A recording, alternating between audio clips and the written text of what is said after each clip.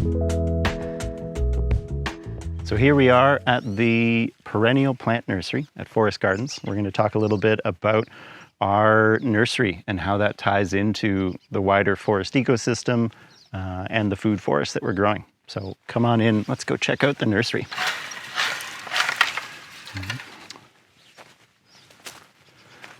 So you probably don't notice this on the video, but it's actually really nice and cool in here. You know, we just came out from probably like mid to high 20s in the sun, and now that we're under this canopy of shade, it's so much cooler and so much more refreshing in a sense.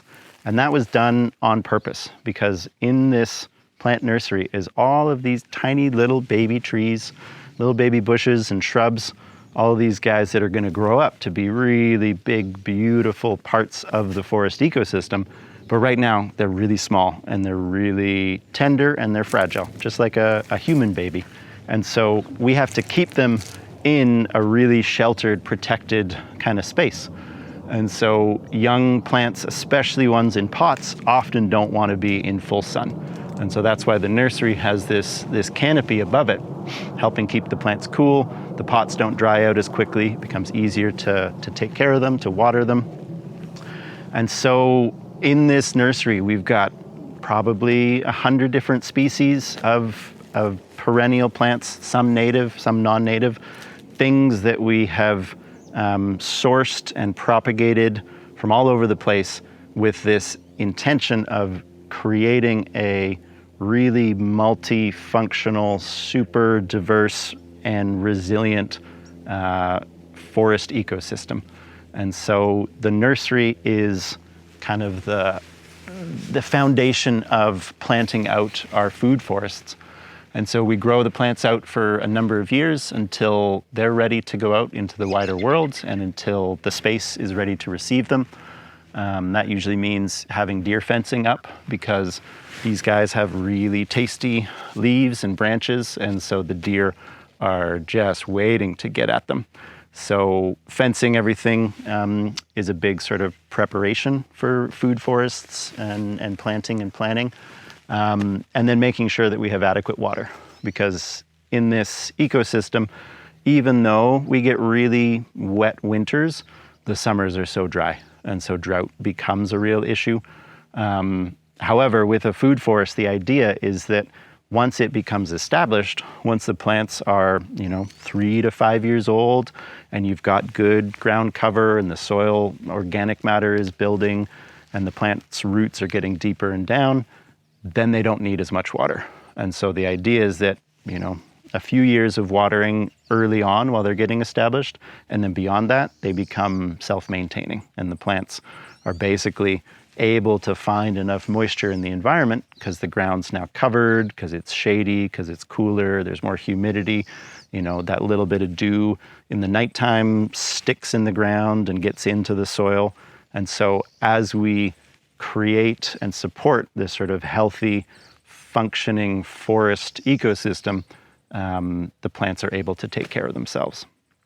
Because you look out, you see the native forests, they don't need watering, right? We don't need to irrigate the forest. We don't need to fertilize the forest. We don't need to basically do anything to a forest. It knows how to take care of itself. And so that's kind of the idea behind food forests, is by tapping into that pattern, or those patterns of a natural forest, and the ways that it protects the soil and harvests water and shades out weed species, the ways that a natural forest does all of the things it needs to, if we can mimic those in our grown forests, in our food forests, we can save ourselves a whole bunch of time and energy and inputs and materials and maintenance. And in a lot of ways, that's the central ethos of permaculture, is how do we create systems that are as low maintenance and as durable as possible, so that we can reduce the amount of work that we have to do on a regular basis to keep that system healthy and maintained. And so with a food forest, you get to a point where really all you need to do is come in and harvest. Maybe a little bit of pruning, maybe you put some new plants in here and there, but they get to a point where the work is being done for free by nature.